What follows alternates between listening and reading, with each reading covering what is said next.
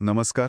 Robert कियोसाकींचं जे जगप्रसिद्ध पुस्तक आहे रिच डॅड पुअर डॅड, त्यावर आधारित आजच्या आपल्या या विचारमंथनात स्वागत आहे. नमस्कार. आपल्याकडे या पुस्तकातले काही महत्त्वाचे अंश आहेत आणि आज आपण प्रयत्न करूया की यातून आर्थिक ज्ञानाचं सार काय आहे हे समजून घ्यायचं. हो, आणि ही चर्चा खरंच खूपच रंजक असणार आहे. कारण आपण पैसा, शिक्षण, नोकरी, संपत्ती निर्मिती ह्याबद्दल दोन अगदी भिन्न दृष्टिकोन पाहणार आहोत. दोन भिन्न जगच जणू काही. अगदी. ही जगे लेखकाच्या दोन वडिलांच्या विचारातून उभी राहतात. एक ज्यांना ते गरीब वडील म्हणतात आणि दुसरे श्रीमंत वडील. आणि हे पुस्तक याच विरोधाभासी सल्ल्यांवर आधारलेलं आहे. बरोबर. आणि आजच्या आपल्या या चर्चेचा उद्देश हाच आहे की या पुस्तकातले विचार उलगडून पाहायचे, खास करून आर्थिक साक्षरतेचं महत्त्व काय आहे ते समजून घ्यायचं आणि संपत्तीकडे बघण्याचे ते दोन वेगवेगळे मार्ग तपासायचे. आणि दायित्व म्हणजे लायबिलिटीज या ज्या संकल्पना आहेत ना, त्या अगदी केंद्रस्थानी आहेत. चला तर मग सुरुवात करूया. त्या दोन वडिलांच्या विचारसरणीत नेमका फरक काय होता? हो, म्हणजे हे फरक वरवरचे नाहीत अजिबात, अगदी मुळापासून आहेत. आता पैशाबद्दलची त्यांची मतं बघा ना. गरीब वडील काय म्हणायचे? पैशाचा लोभ हे सर्व पापांचं मूळ आहे. पारंपरिक विचार. बरोबर. या उलट श्रीमंत वडील म्हणायचे पैशाची कमतरता हे सर्व पापांचं मूळ आहे.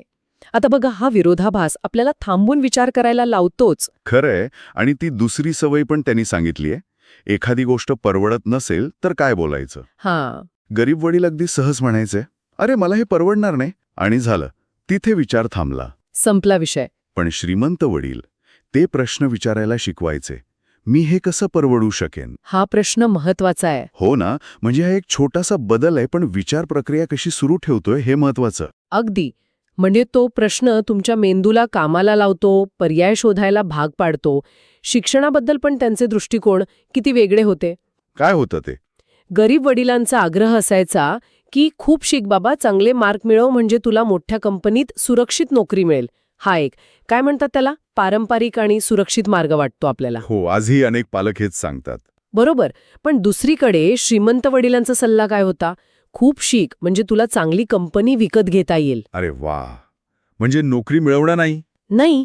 किंवा ते म्हणायचे श्रीमंत होण्यासाठी शिक, पैसा कसा काम करतो ते समजून घे. म्हणजे शिक्षणाचा उद्देशच त्यांनी बदलून टाकला. आर्थिक स्वातंत्र्य मिळवणं हे ध्येय. आणि हेच मग जोखीम घेण्याबद्दल पण दिसत असेल. अगदी. गरीब वडील सुरक्षित खेळ बाबा, जोखीम नको. तर श्रीमंत वडील, अरे जोखीम कशी व्यवस्थापित करायची ते शिक, रिस्क मॅनेजमेंट. म्हणजे जोखीम टाळण्यापेक्षा ती समजून घेणं महत्वाचं. हो. त्यांच्या मते ते जास्त महत्वाचं आहे. आणि कामाबद्दलचं त्यांचं तत्वज्ञान तर अजूनच वेगळं होतं. कोणतं? ते पैशासाठी काम करू नकोस वालं. अगदी तेच. पैशासाठी काम करू नकोस, पैशाला तुझ्यासाठी काम करायला लाव. हा विचारच अनेकांना नवीन असतो, धक्कादायकही वाटतो सुरुवातीला. हो. आणि घराकडे बघण्याचा दृष्टिकोन, तो तर अनेकांना अजून मोठा धक्का देतो. बरोबर. गरीब वडिलांसाठी काय? आपलं घर ही आपली सर्वात मोठी गुंतवणूक आहे, आपली मालमत्ता आहे. जे आजही 90% लोक मानतात. हो. पण श्रीमंत वडील ते म्हणायचे घर हे एक दायित्व आहे, लायबिलिटी, संपत्ती नाही. आणि पुढे जाऊन ते असंही म्हणतात की जर घरच तुमची सर्वात मोठी गुंतवणूक असेल तर तुम्ही आर्थिक अडचणीत आहात. बापरे, हे धक्कादायक आहे. कारण घर म्हणजे सुरक्षितता. हो. पण कियोसाकींच्या मते जर ते तुमच्या खिशातून सतत पैसे काढत असेल, म्हणजे कर्जाचे हफ्ते, टॅक्स, मेंटेनन्स, तर आर्थिकदृष्ट्या ते लायबिलिटीच आहे. हाच तो महत्वाचा पण सुरुवातीला न पटणारा दृष्टिकोन आहे. करांबद्दल म्हणजे टॅक्सेसबद्दल पण त्यांची मतं वेगळी होती म्हणे. हो. गरीब वडील म्हणायचे की श्रीमंतांनी गरिबांच्या मदतीसाठी जास्त कर भरला पाहिजे, म्हणजे थोडा समाजवादाकडे झुकणारा विचार. आणि श्रीमंत वडील? त्यांचं मत होतं की कर हे उत्पादकांना शिक्षा देतात आणि अनुत्पादकांना बक्षीस देतात. आता हे विधान खरं तर वादग्रस्त ठरू शकतं. पुस्तकात लेखकाने हे मांडलंय, आपलं त्यावर काही भाष्य नाहीये. बरोबर. आपण फक्त विचार मांडतोय. आणखी एक छोटं निरीक्षण होतं, बिलं भरण्याची पद्धत. एक वडील आले की लगेच भरायचे, दुसरे वडील मात्र शक्य तितकं उशिवा. प्रत्येकामागे एक विचार होता म्हणे. ओके. तर हे झाले विरोधाभासी विचार. पण या सगळ्याचा गाभा काय? कियोसाकी काय म्हणतात? सगळ्यात मोठा धडा कोणता? सगळ्यात मोठा धडा त्यांच्या मते आहे आर्थिक साक्षरतेचं महत्त्व, फायनान्शियल लिटरसी. शाळा आपल्याला उत्तम व्यावसायिक कौशल्य शिकवतात, मान्य, पण पैशाचं व्यवस्थापन कसं करायचं हे नाही शिकवत. आणि तिथेच सगळी मेक आहे. अगदी. त्यामुळे होतं काय की हुशार, उच्च शिक्षित लोकसुद्धा आयुष्यभर पैशासाठी झगडताना दिसतात. कियोसाकी म्हणतात, पैसा घरी शिकवला जातो. पण जर पालक स्वतःच आर्थिकदृष्ट्या साक्षर नसतील तर ते मुलांना काय शिकवणार? बरोबर. ते मुलांना शाळेत जाऊन शिकायला सांगतील, पण पैशाबद्दलची त्यांची मानसिकता? ती गरीब किंवा मध्यमवर्गीय राहते. म्हणूनच कियोसाकींचा तो नियम क्रमांक 1 इतका महत्वाचा वाटतो. मालमत्ता आणि दायित्व यातला फरक नीट समजून घ्या आणि मालमत्ता खरेदी करा. हो. त्यांच्या मते श्रीमंत लोक मालमत्ता मिळवतात, तर गरीब आणि मध्यमवर्गीय लोक नकळतपणे दायित्व मिळवतात आणि त्यांनाच मालमत्ता समजण्याची मोठी चूक करतात. आणि याची व्याख्या पण त्यांनी खूप सोपी दिली आहे, नाही का? अगदी चित्रांच्या माध्यमातून जास्त स्पष्ट होते ती. मालमत्ता म्हणजे काय, तर अशी कोणतीही गोष्ट जी तुमच्या खिशात पैसे टाकते. That's it. उदाहरणार्थ, समजा तुम्ही एखादी जागा भाड्याने दिली आहे. त्यातून येणारं भाडं, स्टॉकमधनं मिळणारा डिव्हिडंड, तुम्ही लिहिलेल्या पुस्तकाची रॉयल्टी, हे सगळं तुमच्या खिशात पैसे आणतंय, म्हणजे मालमत्ता. आणि याउलट दायित्व म्हणजे जी गोष्ट तुमच्या खिशातून नियमितपणे पैसे बाहेर काढते, तुमचं गृहकर्ज, कारचं कर्ज, क्रेडिट कार्डचं कर्ज, एवढंच काय पण महागड्या वस्तू ज्यांची किंमत सतत कमी होत जाते, त्यासुद्धा एक प्रकारे दायित्वच. साधं वाटतं हे ऐकायला, पण याच गोंधळामुळे अनेक लोक आर्थिक अडचणीत सापडतात. बरोबर. आणि याच व्याख्येवर आधारित कियोसाकींनी रोकड प्रवाहाचे म्हणजे कॅश फ्लोचे 3 नमुने सांगितलेत. गरीब व्यक्तीचा कॅश फ्लो कसा असतो? कसा? नोकरीतून पगार आला आणि तो थेट खर्चात गेला. टॅक्स, घरभाडं, अन्न, कपडे, प्रवास संपला. मालमत्ता 0, दायित्व पण कमीच, कारण ऐपत नसते. ओके. आणि मध्यमवर्गीय? इथे थोडं वेगळं. नोकरीतून पगार येतो, खर्चात जातो आणि जो काही उरतो त्यातून दायित्व खरेदी केलं जातं. दायित्व जसं की मोठं घर कर्जावर, नवी गाडी कर्जावर, महागड्या वस्तू, आणि त्यांना वाटतं की हा त्यांच्या मालमत्ता आहेत, ॲसेट्स आहेत. पण खरं तर त्या नाहीत, कारण त्या त्यांच्या खिशातून पैसे काढत राहतात. हफ्ते, मेंटेनन्स, इन्शुरन्स, खर्च वाढतो. आणि मग तिसरा गट, श्रीमंत व्यक्ती. श्रीमंत व्यक्ती काय करतात? ते प्रामुख्याने मालमत्ता खरेदी करतात. उदाहरणार्थ, स्वतःचा व्यवसाय, स्टॉक्स, बॉन्ड्स, उत्पन्न देणारी रिअल इस्टेट. या मालमत्तामधून त्यांना उत्पन्न मिळतं. ओके. मग त्या उत्पन्नाचं काय होतं? ते उत्पन्न त्यांचे खर्च भागवतं आणि जे उरतं ते पुन्हा नवीन मालमत्ता खरेदी करण्यासाठी वापरलं जातं. यामुळे काय होतं? त्यांची मालमत्ता वाढत जाते. त्यातून येणारं उत्पन्न वाढत जातं. आणि ते अधिकाधिक श्रीमंत होत जातात. हे एक सकारात्मक चक्र आहे, पॉझिटिव्ह सायकल. आणि याउलट मध्यमवर्गीय लोक त्या उंदराच्या शर्यतीत म्हणजे रॅट रेसमध्ये अडकतात. बरोबर. म्हणजे काय तर जास्त पगारासाठी जास्त मेहनत करायची, पगार वाढला की खर्च पण वाढवायचा, दायित्व वाढवायची, मोठं घर, मोठी गाडी. हो, आणि त्यामुळे पुन्हा जास्त पैशांची गरज भासते. आणि मग ते आयुष्यभर पगारावर अवलंबून राहतात, एका दुष्टचक्रात अडकतात. आणि स्वतःचं घरच मुख्य मालमत्ता मानण्याची चोख त्यांना या शर्यतीतून बाहेर पडूच देत नाही, असं त्यांचं म्हणणं आहे. अगदी बरोबर. ही मानसिकता बदलणं, या शर्यतीतून बाहेर पडणं, हेच कियोसाकींच्या शिकवणीचं केंद्र आहे असं मला वाटतं. त्यांचे स्वतःचे काही सुरुवातीचे अनुभव हेच सांगतात. हो, तो निकिल बनवण्याचा किस्सा आठवला. 9 वर्षांच्या असताना म्हणे त्यांनी आणि त्यांच्या मित्राने वितळलेल्या शिशाच्या नळ्यांपासून निकिलची नाणी बनवायचा प्रयत्न केला. हो, आणि तो प्रयत्न अर्थातच फसला.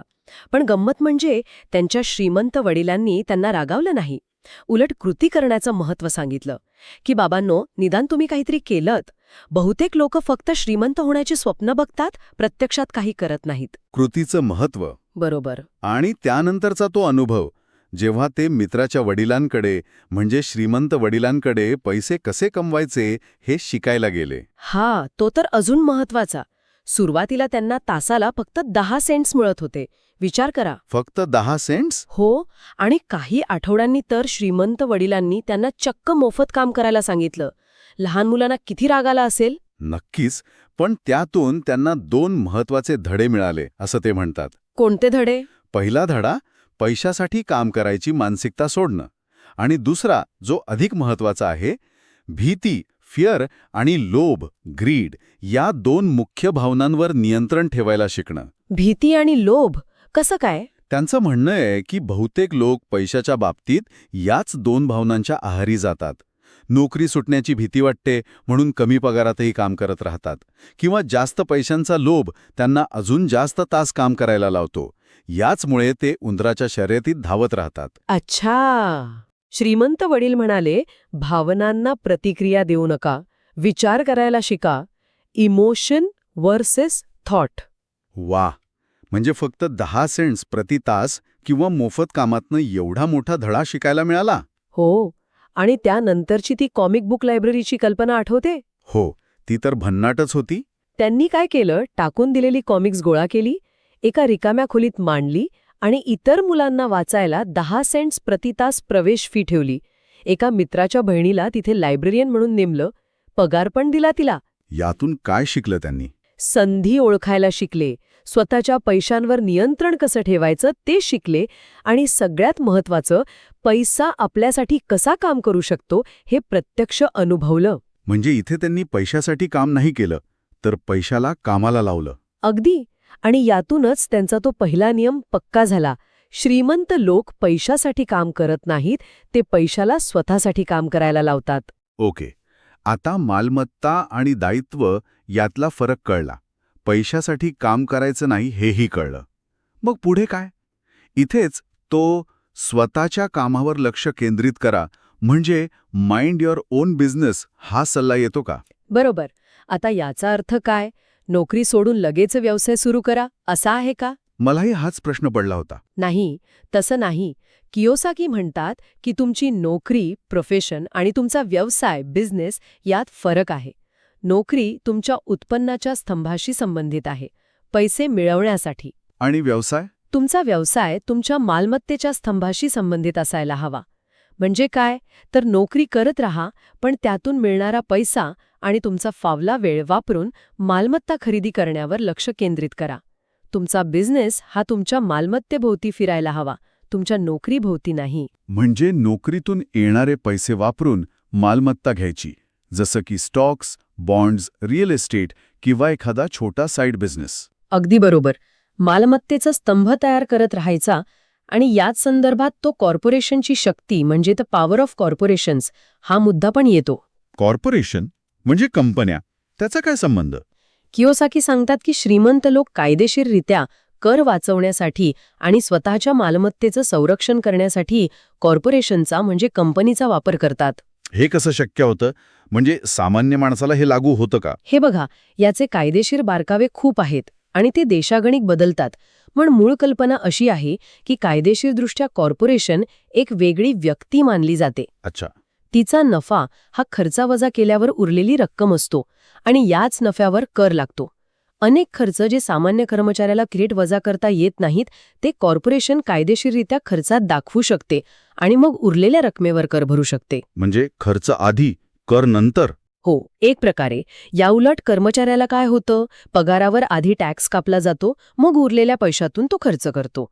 हा कराच्या दृष्टिकोनातून एक मोठा फरक आहे, असं कियोसाकींचं मत आहे. अर्थात हे प्रत्येकाला लागू होईलच असं नाही, पण व्यवसायांसाठी हा एक महत्त्वाचा मुद्दा असू शकतो. हा मुद्दा नक्कीच विचार करायला लावणारा आहे, खास करून जे व्यवसाय करतात त्यांच्यासाठी. यानंतरचा 5वा धडा तर अजूनच भारी वाटतो. श्रीमंत पैसे तयार करतात. द रिच इन्व्हेंट मनी. म्हणजे काय नक्की? नोटा छापतात की काय? नाही, तसं नाही. याचा अर्थ असा आहे की त्यांची आर्थिक बुद्धिमत्ता, फायनान्शियल इंटेलिजन्स इतकी विकसित झालेली असते की ते अशा संधी ओळखू शकतात किंवा निर्माण करू शकतात जिथे इतरांना काहीच दिसत नाही. म्हणजे त्यांच्याकडे जास्त पर्याय असतात. ते केवळ बाजारात काय उपलब्ध आहे, कोणत्या कंपनीचे शेअर घ्यायचे यावर अवलंबून राहत नाहीत. ते स्वतः सौदे तयार करतात, क्रिएट ऑपॉर्च्युनिटीज. यासाठी तर खूप धाडस आणि कौशल्य लागत असणार.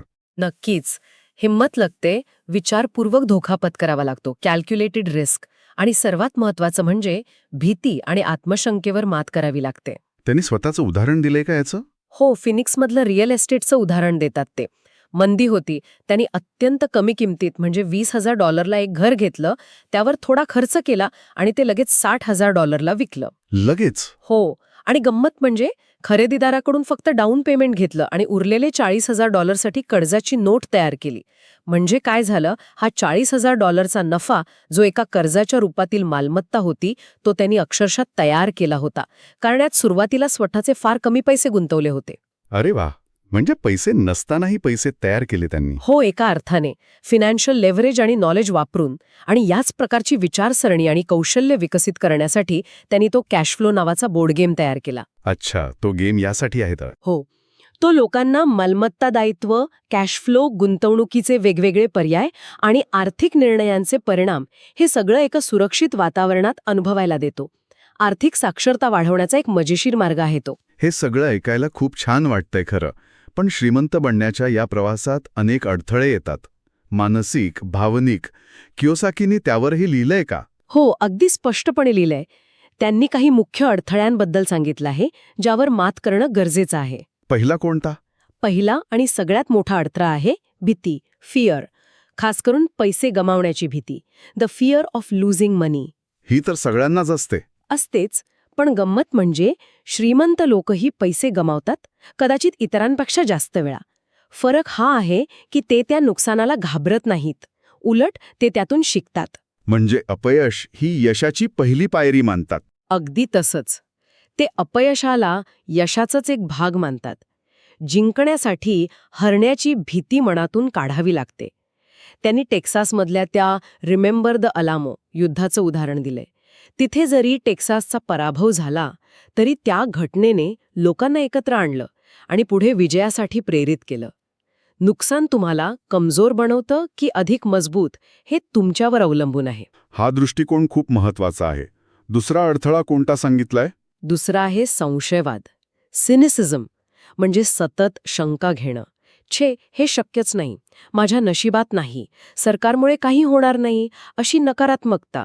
ही आकाश कोसळत आहे, द स्काय इज फॉलिंग वृत्ती. आणि यामुळे काय होतं? यामुळे लोक संधी घेण्यापासून स्वतःला थांबवतात. ते टीका जास्त करतात आणि विश्लेषण कमी. जसं कोणी म्हणेल, मला रिअल इस्टेटमध्ये गुंतवणूक नाही करायची बुवा, कारण मला टॉयलेट दुरुस्त करायला आवडत नाहीत. हा संशयवाद आहे. ते हे विसरतात की तुम्ही प्रॉपर्टी मॅनेजर नेमू शकता. कर्नल सँडर्सचं उदाहरण घ्या. वयाच्या 66व्या वर्षी त्यांची चिकन रेसिपी 1000हून अधिक रेस्टॉरंट्सनी नकारली होती, पण ते थांबले नाहीत. संशयवादामुळे आपण कृतीच करत नाही. बरोबर. तिसरा अडथळा? तिसरा आहे आळस, लेझीनेस. आता अनेकांना वाटेल की ते आळशी नाहीत, कारण ते खूप व्यस्त असतात, बिझी असतात. हो, मलाही तेच वाटलं. पण कियोसाकी म्हणतात की कधी-कधी हे व्यस्त असणं हा सुद्धा आळसाचाच एक प्रकार असतो. कारण आपण खऱ्या महत्वाच्या गोष्टी टाळण्यासाठी स्वतःला इतर कामांमध्ये गुंतवून ठेवतो. कोणत्या महत्वाच्या गोष्टी? जसं की स्वतःचं आरोग्य सांभाळणं किंवा स्वतःची संपत्ती निर्माण करण्यावर लक्ष देणं. या गोष्टी टाळण्यासाठी आपण म्हणतो, अरे वेळच नाही मिळत, मी हे कसं परवडू शकेन. हा प्रश्न विचारण्याची सवय आळसावर मात करायला मदत करते. आणि ते लोभाबद्दल पण काहीतरी म्हणाले होते. हो, ते म्हणतात की थोडा लोभ असणं चांगलं आहे, कारण तो तुम्हाला मला यापेक्षा चांगलं काहीतरी हवंय असं म्हणायला प्रवृत्त करतो आणि कृती करायला लावतो. आळसावरची ती एक मात्रा आहे असं ते सुचवतात. इंटरेस्टिंग. चौथा अडथळा? चौथा अडथळा आहे वाईट सवयी, बॅड हॅबिट्स. आपलं आयुष्य म्हणजे आपल्या सवयींचा आरसा असतो, नाही का? आर्थिक बाबतीतली सर्वात महत्वाची सवय म्हणजे स्वतःला प्रथम पैसे द्या. पे युअर सेल्फ फर्स्ट. म्हणजे काय नक्की? म्हणजे उत्पन्न मिळाल्यावर खर्च करायच्या आधी सर्वात पहिल्यांदा गुंतवणुकीसाठी किंवा मालमत्ता खरेदीसाठी पैसे बाजूला काढा आणि मग उरलेल्या पैशातून खर्च भागवा. पण बहुतेक लोक उलटं करतात. आधी खर्च करतात, उरलं तर बचत करतात. बरोबर. म्हणूनच ही सवय लावायला प्रचंड आर्थिक शिस्त लागते. फायनान्शियल डिसिप्लिन ही एक अत्यंत महत्वाची सवय आहे. आणि शेवटचा पाचवा अडथळा? अहंकार, ॲरोगन्स. कियोसाकी म्हणतात की अहंकार म्हणजे काय, तर अज्ञान आणि अहमपणा यांचं मिश्रण. अनेकदा लोक आपलं आर्थिक अज्ञान लपवण्यासाठी अहंकारी मतं मांडतात. मला सगळं कळतं, हे असंच असतं, नवीन गोष्टी शिकायला तयार नसतात. आणि यामुळे काय होतं? यामुळे नुकसान होतं. कारण सत्य हे आहे की जे तुम्हाला माहीत नाही त्यामुळेच तुमचे पैसे जातात. त्यामुळे सतत शिकत राहणं, खुलं मन ठेवणं आणि आपल्याला काय माहीत नाही हे मान्य करण्याची तयारी ठेवणं महत्वाचं आहे. भीती, संशयवाद, आळस, वाईट सवयी आणि अहंकार या 5 मुख्य अडथळ्यांवर मात केली तर श्रीमंतीचा मार्ग सोपा होतो असं म्हणायला हरकत नाही. हो, नक्कीच. तर मग या अडथळ्यांना ओळखून घेतलं, आता सुरुवात कशी करायची? म्हणजे प्रत्यक्ष कृती काय करायची यासाठी पण काही कल्पना दिल्या आहेत का कियोसाकींनी? हो, दिल्या आहेत. काही ॲक्शनेबल स्टेप्स किंवा कल्पना त्यांनी सांगितल्या आहेत. कोणत्या आहेत त्या? पहिली आणि कदाचित सगळ्यात महत्वाची पायरी आहे, एक प्रबळ कारण शोधा. Find a strong reason or why. तुम्हाला श्रीमंत का व्हायचे? तुमची स्वप्न काय आहेत? आयुष्यात काय हवंय आणि काय नकोय? हे का जितकं स्पष्ट आणि भावनिक असेल ना, तितकी तुमची प्रेरणा टिकून राहील. नाहीतर अडथळे आले की आपण सोडून देतो. बरोबर. ते व्हाय खूप महत्वाचं आहे. दुसरी कृती? दुसरी आहे रोज निवड करा. Choose daily. दररोज सकाळी उठल्यावर तुम्ही श्रीमंत होण्याची निवड करू शकता. आता ही निवड म्हणजे काय? तर आर्थिकदृष्ट्या साक्षर होण्यासाठी वेळ काढणं, गुंतवणुकीचा अभ्यास करणं, संधी शोधणं, लोकांशी बोलणं ही एक मानसिक निवड आहे, जी तुमच्या रोजच्या कृतीत उतरायला हवी. म्हणजे ही एक सततची प्रक्रिया आहे. अगदी. तिसरं, सूत्र शिका आणि त्यावर प्रभुत्व मिळवा. Master a formula, then learn a new one. पैसे कमवण्याचे अनेक मार्ग किंवा सूत्र आहेत, जसं रिअल एस्टेटमध्ये एखादी विशिष्ट स्ट्रॅटेजी वापरणं किंवा स्टॉक मार्केटमध्ये व्हॅल्यू इन्व्हेस्टिंग करणं. एखादं सूत्र निवडा, ते नीट शिका, वापरा आणि त्यात मास्टरी मिळवा. मग पुढचं सूत्र शिका. सतत शिकत राहणं आणि शिकण्याची गती महत्वाची आहे. चौथी पायरी तर आपण आधीच बघितली. स्वतःला प्रथम पैसे द्या. पे युअरसेल्फ फर्स्ट. हो, ही केवळ सवय नाही तर आर्थिक शिस्तीचा पाया आहे. आणि बाजूला काढलेले पैसे खर्चासाठी नाहीत तर मालमत्ता निर्माण करण्यासाठी वापरायचे आहेत. खर्चावर नियंत्रण ठेवणे तितकंच महत्वाचं. पाचवी कल्पना कोणती आहे? तुमच्या सल्लागारांना योग्य मोबदला द्या. पे युअर ॲडवायझर्स वेल. म्हणजे तुमचे ब्रोकर्स, अकाउंटंट्स, वकील. अनेक लोक इथे कंजूशी करतात, पण चांगले व्यावसायिक सल्लागार तुमचा वेळ वाचवतात, तुम्हाला पैसे कमवायला मदत करतात आणि महागड्या चुका टाळायला मदत करतात. त्यांच्या ज्ञानाची आणि वेळेची किंमत करायला हवी. हा मुद्दा महत्वाचा आहे. अनेकदा आपण फी वाचवण्याच्या नादात जास्त नुकसान करून घेतो. सहावा मुद्दा काय आहे तो थोडा वेगळा वाटला मला. हो, तो इंडियन गिव्हरवाला. म्हणजे गुंतवणुकीवरील परतावा, ROI तर पहाच, पण त्यासोबत तुम्हाला फुकट काय मालमत्ता मिळते यावरही लक्ष केंद्रित करा. फुकट कसं काय? गमतीने ते म्हणतात, पण कल्पना अशी आहे की अशी गुंतवणूक शोधा जिथे तुम्ही तुमचे गुंतवलेले पैसे लवकर परत मिळवू शकाल आणि मूळ मालमत्ता तुमच्याकडेच राहील, जणू ती तुम्हाला फुकट मिळाली. उदाहरणार्थ, एखादा कॉन्डो खरेदी केला, तो भाड्याने दिला. काही वर्षात भाड्यातून तुमचे गुंतवलेले पैसे परत आले. आता ती मालमत्ता तुमची आहे, जवळजवळ कर्जमुक्त, आणि ती अजून उत्पन्न देत राहील. अच्छा, म्हणजे गुंतवलेले पैसे परत आणि मालमत्ता पण हातात. हो, सातवी कल्पना तर अनेकांना आवडेल. चैनीच्या वस्तू, लक्झरीज थेट कर्ज काढून घेऊ नका. आधी मालमत्ता तयार करा. म्हणजे अशी मालमत्ता तयार करा जी इतका रोकड प्रवाह निर्माण करेल की त्यातून तुम्ही तुमची आवडती चैनीची वस्तू जशी महागडी गाडी किंवा मोठी सहल सहज खरेदी करू शकाल. कियोसाकींनी स्वतःच्या पोर्श गाडीचं उदाहरण दिलंय.